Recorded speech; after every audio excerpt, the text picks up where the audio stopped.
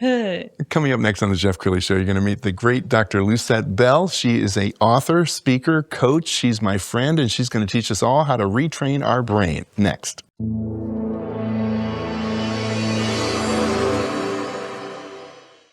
Many are predicting that the worst is yet to come, which is unfortunate, said one person here.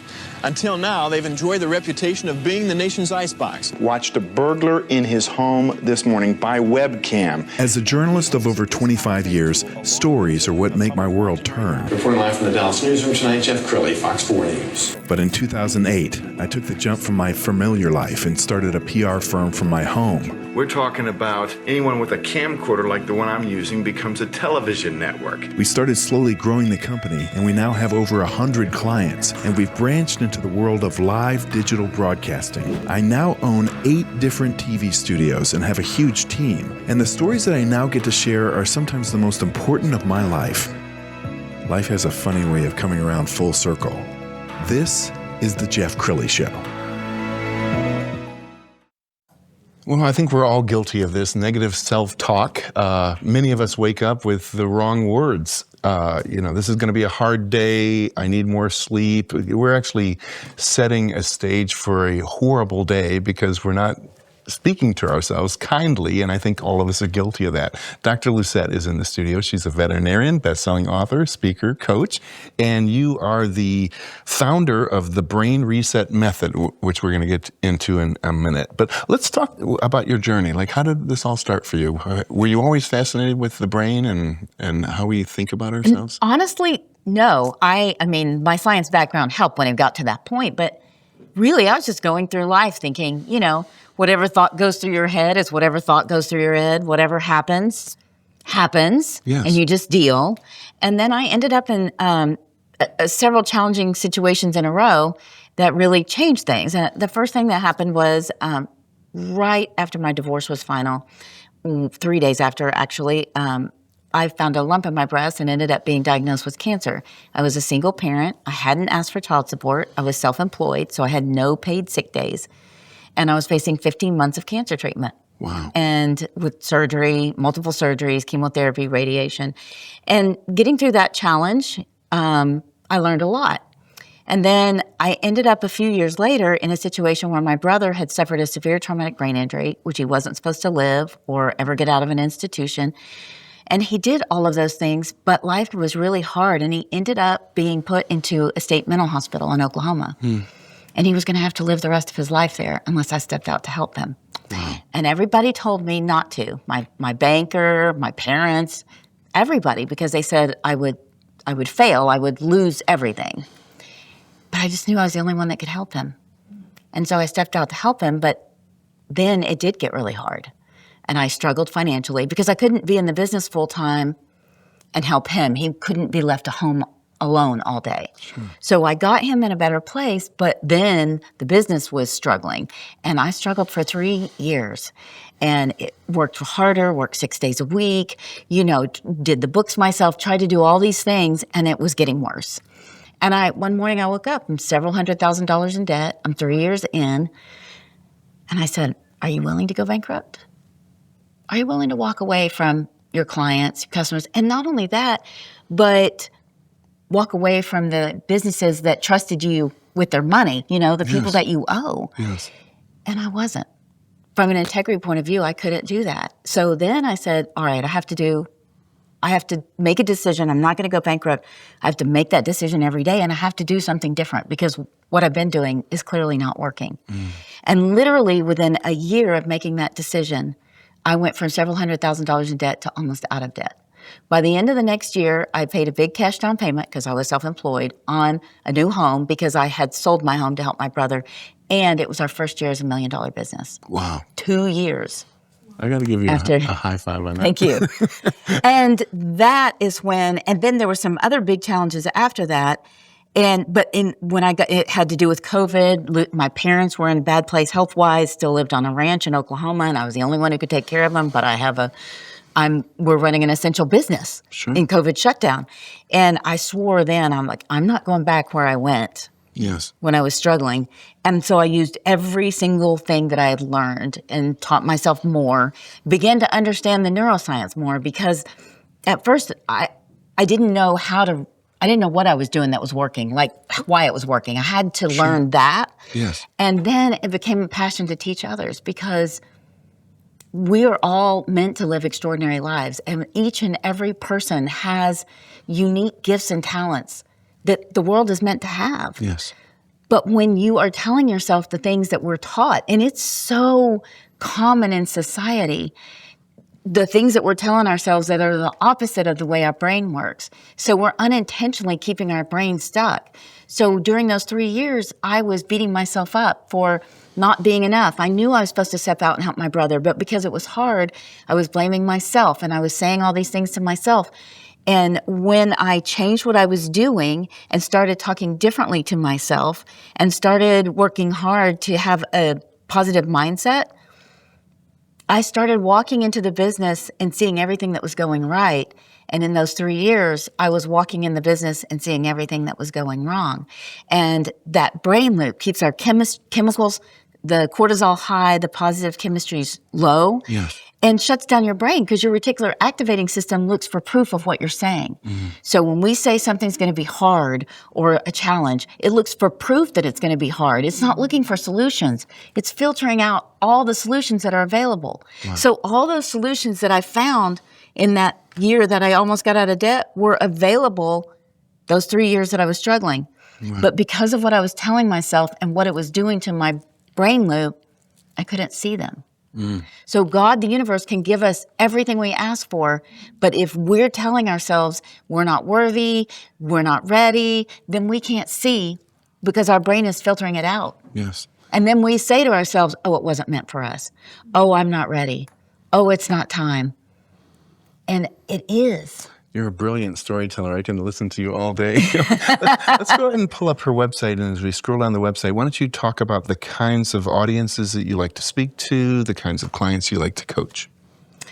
Well, I really love coaching women, and from in their 40s to their 60s, late 60s, because so many times we've given up at that point, or we're reaching a point where we want more, but we don't know why we're not getting it. We're working hard and we don't seem to be getting there. Or sometimes we think it's too late.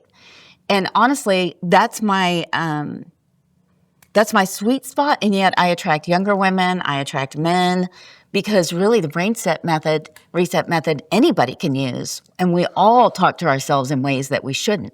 Well, you teed that up perfectly. Let's go to the page on your website that talks about the brain reset method. And is that an acronym? BRAIN stands for? It is. It is an acronym. So B is for build 100% responsibility.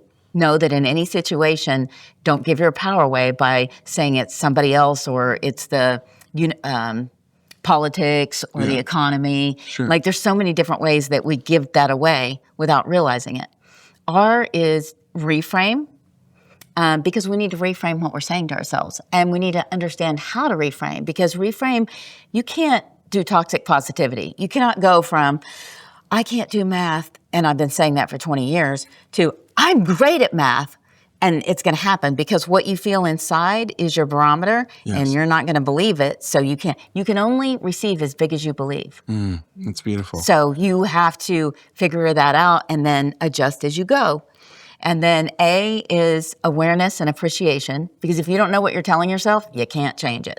And that's what's keeping you stuck, right? I is integrity, inspiration, and intuition. So you integrate and intention as well, because you got to decide. You got to set your intentions, and we don't. We just let life decide for us without realizing we're giving away our power to choose. And N is Neuro Aligned Navigation. So it's about knowing whether you're in alignment or out of alignment.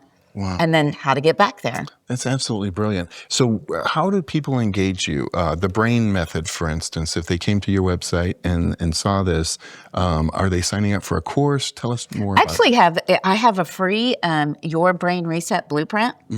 And it actually walks you through in 5 emails. Each of them you can read in 4 minutes or less. Walks you through one of the 5 principles Yes. of what your brain is doing that you don't know it's doing, and then how to change it. And that's absolutely free, and they can sign up. And we'll put that Absolutely. We'll put that website on the screen in a minute. You were telling me a story just before we started about a recent success story. Yes. So I have two funny stories for you. The first is a client. We're talking about the brain. We're talking about what we're telling ourselves and how it comes true, because if you tell yourself it's a challenge, your brain is looking for proof that it's a challenge. So it continues to be a challenge because you can't see outside of the challenges because you're not giving the brain the right instructions. Yes. So we're having this conversation, and all of a sudden her eyes get really big, and she looks at me and she says, "Oh my gosh." She started a new business about a year ago. And she said, I wrote in my journal, like when I was praying and writing, I wrote in challenge after challenge. I'm going to have this challenge, and I'm going to have this challenge, and I'm going to deal with this.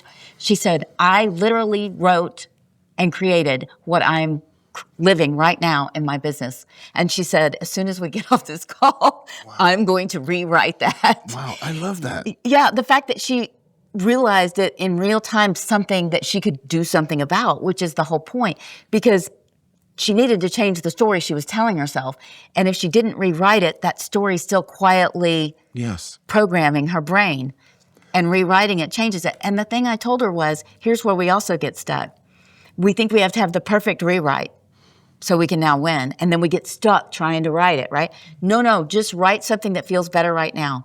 Your barometer is how you feel. And when you feel better, then 3 weeks or a month from now, you may rewrite it again because you're at a new place and you're like, well, this doesn't feel so good. I want to write something that feels better. Wow. And that's how you do the reframe process in a way that works, is all you're looking for is how to feel a little bit better, because that's going to open your brain up. Your reticular activating system is going to start looking for solutions, and it brings your cerebral cortex online to be creative. That's beautiful. You mentioned you had a couple of stories. Well, the other one that I thought was interesting, because this is how pervasive it is in our society and why I'm so passionate about this. I was just out walking, and I saw 3 young girls, probably early teenagers, 12 to 13, somewhere in there, and they were obviously practicing cheer, so they were probably getting ready for cheer tryouts. And there was no adults around, and every time one of them would mess up, they would go run a lap. And here's the thing. We've taught it so well that we should punish ourselves in order to learn. That's not how our brain works. So it starts to create, the person who's running the most is going to start feeling like she's a failure compared to the others. They may all start feeling a little bit that way if they're struggling. And they're not giving their brain any tools to get it the next time. You actually need to say, how could I connect these? How could I connect this move to this move that would help me remember it? Yes. Or say, okay, it's going to be muscle memory, so let's just do this one part over and over until I get it. Yes. All right, now we can move to the next part. Either way, you want to be solution focused. And when you're running, you're choosing to beat yourself up, and we've been taught it so well that they're doing it by themselves in a part. Yes. And they all think that's the way they're going to learn it. Well, you make me think about that Olympian who everybody assumed he was going to win the gold medal. They called him the quad god. Yes. And he had the yips or whatever, and he messed it up. And then I think there were these stories about him having almost suicidal thoughts after that. I mean, this is exactly what we're talking about. Mm-hmm. Yeah, because he felt so badly himself about failing people around him. And you know what? The most important thing we have to remember is our relationship should be with us and God, the universe, and we need to connect there and take everybody else out of the equation. And then you have your relationship with them after this relationship.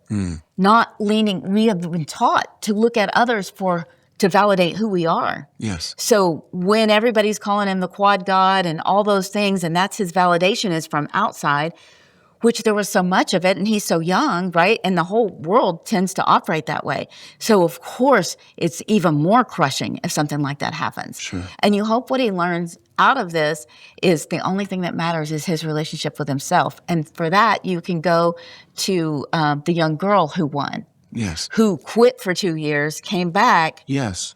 And skated for the joy of it and did it her way. She set the rules. I'm not going to, her father had originally, she had the same thing happen as he did at an Olympics when she was 16, walked away from it for 2 years, came back, completely, nobody's ever done it the way she did it. She did it completely herself on her terms. And give me her name. I can see her. She has the gold and the brown rings. I'm blanking and on she's, it too. and she is, I mean, she is the epitome Yes. of actually living the brain reset method, honestly. You are a very popular podcaster in that you're on so many different podcasts. When I went to do homework for the show, I put your name into YouTube and just hundreds and hundreds of interviews. Aren't you glad you didn't wear that outfit today? Yeah. Yes. So you also mentioned right before the show that you gave a wildly popular speech yesterday, and you talked about should. Yes. Okay. Stop shoulding on yourself. Yes. It is exactly what you think it is. Because when we say, I should have done this, I should have done that, and we all do it to each other too. You should have done this. Yes. And it comes up, even though I know this, it still comes up. But shoulding doesn't give your brain anything to change, because we tend to be talking about the past and we don't take the next step. We just say these things. And so it raises your cortisol, lowers your positive chemicals, makes you feel how you know that you're not doing the right thing is you don't feel good. So it's shutting down your cerebral cortex. And the next day, you don't have a plan for what to do differently. I recently realized I was doing that to myself. I think it's very easy for high-achieving people, maybe women especially, and entrepreneurs to do that, like we're never enough. And I realized it because I wasn't feeling good at the end of every day. So I actually took the time to start journaling at the end of the day, everything I'd done well, because from that place, now I've already changed the chemicals. I brought up the dopamine, check, I did this. Now, sometimes that eliminated the should, because you're like, oh yeah, this was more important than the thing I'm telling myself I should have done. And if it didn't eliminate it, now I can say, all right, what do I need to do tomorrow? Or if it's an event I want to do better the next time, what do I need to do next time so that I like the outcome and I'm not, so then you give your brain the opportunity to open up, be creative, and come up with a solution. And when we're shooting on ourselves, we're not giving ourselves that opportunity. Yeah. I can see why you're so popular and just absolutely brilliant. Again, I could listen to you all day long. We have about 2 minutes left, so why don't you look into the camera on the left, that's the viewer, and give them some final thoughts. Honestly and truly, each and every one of us is worthy of an incredible, extraordinary life. And all we need to be able to accomplish that is, one, the decision that we want it, but most importantly, to understand what we're telling ourselves that's holding us back. It's the key to everything you want to create. And we're taught in society, just like I demonstrated with the teenage girls, the opposite of the way our brain works. So I would love for you to hop on the yourbrainresetmethod.com yourbrainresetblueprint.com and get that free resource, because you're worthy of it. And it's 4 minutes a day. The whole problem is so much of what we want to do takes too long. Super short, 4 minutes a day, a takeaway from every single one that you can use to change your life and create the extraordinary life that you deserve and that everyone around you deserves for you to have. Because when you show up as all of you, you're a gift to everyone around you. And they deserve to have that, just like you do. What a beautiful way to end this show. We're also going to leave you with her website, which again is yourbrainresetblueprint.com. The great Dr. Lucette. Thanks for coming on the show. Thank you. You bet. That's it for now. We'll see you next time. That was awesome. Thank you.